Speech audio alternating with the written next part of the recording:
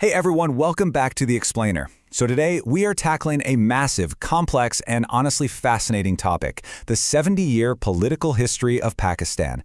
It's a story defined by this constant, dramatic swing back and forth between fragile civilian democracies and powerful military regimes. We're going to unpack exactly how geography, ideology, and a constantly revolving door of leadership have shaped one of the most strategically important nations on the planet. To make sense of all this, we're going to break the timeline down into 6 main eras. We'll start right at the birth of the nation, move through the crisis of 1971, the Zia and Musharraf years, that wild carousel of the 90s, all the way up to the new era under Imran Khan.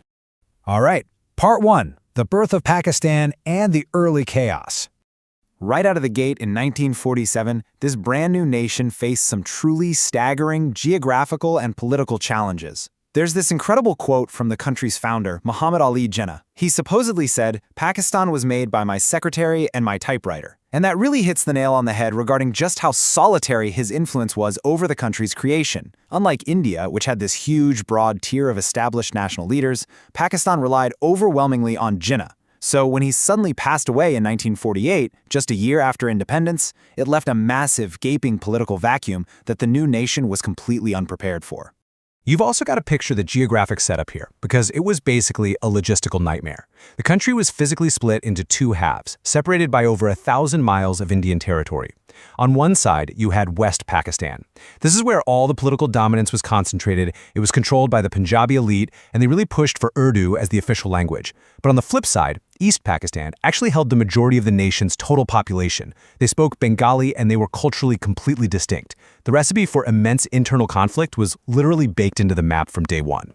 And you see that structural weakness play out almost immediately. Things unraveled fast in that first decade. After independence and Jinnah's death, the instability just accelerated. In 1951, the country's very first prime minister, Liaquat Ali Khan, was assassinated. It literally took them nearly a decade, until 1956, just to finalize their first constitution. And even then, it couldn't hold things together. This early chaos basically paved the way for the very first swing of our pendulum. By 1958, General Ayub Khan orchestrated the country's first military coup, which set a massive precedent of military intervention for the decades to come. Which brings us to Part 2, the separation of East Pakistan, or the 1971 crisis. So after more than a decade of military rule, Pakistan finally holds its first general elections in 1970. And the results were decisive. Sheikh Mujibur Rahman's Awami League, which represented East Pakistan, absolutely swept the board with 160 seats, and they were demanding provincial autonomy. Meanwhile, Zulfikar Ali Bhutto's Pakistan People's Party, or PPP, secured 81 seats in West Pakistan.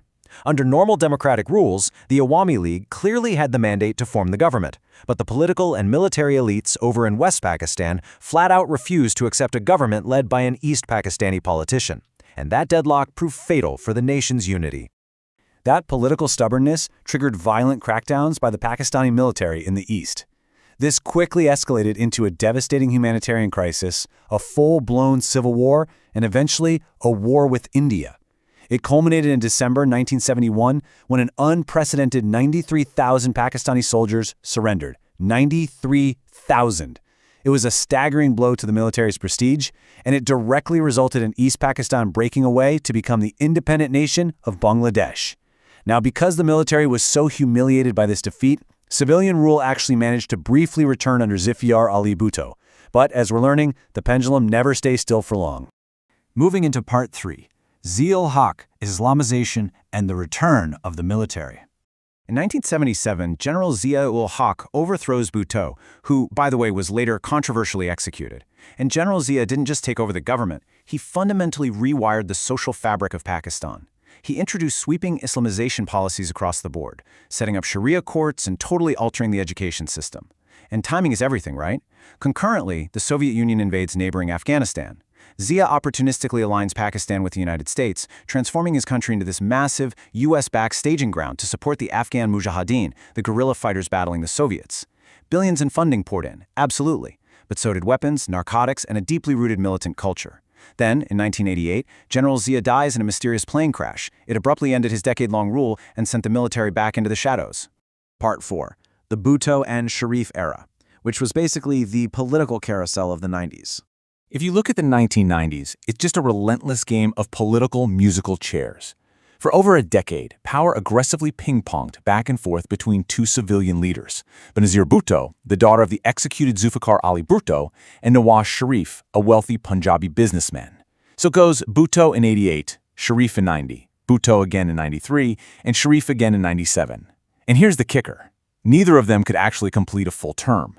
Their tenures were plagued by intense rivalries, endless corruption allegations, and presidents constantly leveraging constitutional loopholes to dismiss them.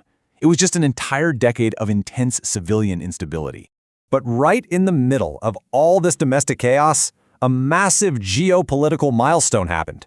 In 1998, under Nawaz Sharif, Pakistan successfully tests nuclear weapons, basically as a direct response to India doing the same. Now, domestically, this brought an immense surge of national pride and established a nuclear deterrent. But internationally, it triggered immediate, crippling economic sanctions. The already struggling Pakistani economy went into a severe tailspin.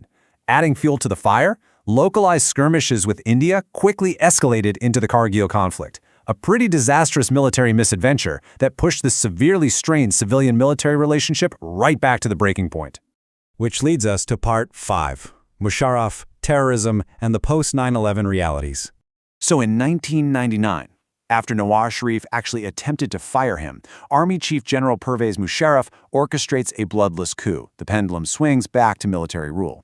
But the real turning point for his era came in 2001 with the 9/11 attacks. The U.S. issues a very stark ultimatum, basically forcing Musharraf to abandon Pakistan's previous support for the Taliban and align with the U.S. war on terror. That sharp U-turn sparked massive domestic blowback from conservative and militant factions within the country, leading to huge surges in domestic terrorism. As his popularity absolutely plummeted, Musharraf desperately tried to hold on to power, even imposing emergency rule in 2007 before finally being forced to resign in 2008. What really stands out about Musharraf's attempts to hold on to power is his specific playbook of military subversion. He completely suspended the Constitution, but rather than immediately calling himself president, he literally invented a brand new, legally untouchable title for himself, chief executive. And when the Supreme Court actually pushed back against his unconstitutional actions, he simply dismissed the Chief Justice. That move backfired spectacularly, igniting massive protests from the country's lawyers and civil society, which ultimately led to his downfall. All right, Part 6. The New Era. Imran Khan.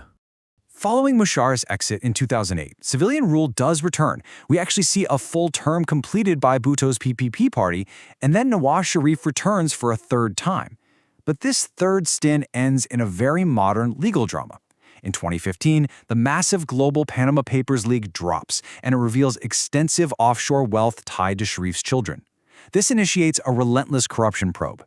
By 2017, the Supreme Court of Pakistan straight up disqualifies Sharif from holding public office entirely. Following this, he faced imprisonment and was effectively exiled from the political landscape. This total collapse of the traditional power players completely cleared the field for the 2018 elections and the emergence of a new political force. That brings us to the election of former cricket captain Imran Khan and his party in 2018. But man, he faced an absolute mountain of inherited challenges from day one. He stepped into a severe national debt crisis, which was further crippled when the U.S. suspended $300 million in military aid, citing insufficient action against terror groups. Tensions with India reached terrifying new heights with the Balakot border airstrikes. To stay afloat, Khan's government became incredibly reliant on foreign bailouts and massive infrastructure investments from China, known as the China-Pakistan Economic Corridor, or CPEC. So the face of the leadership had changed, but those deep systemic crises remained.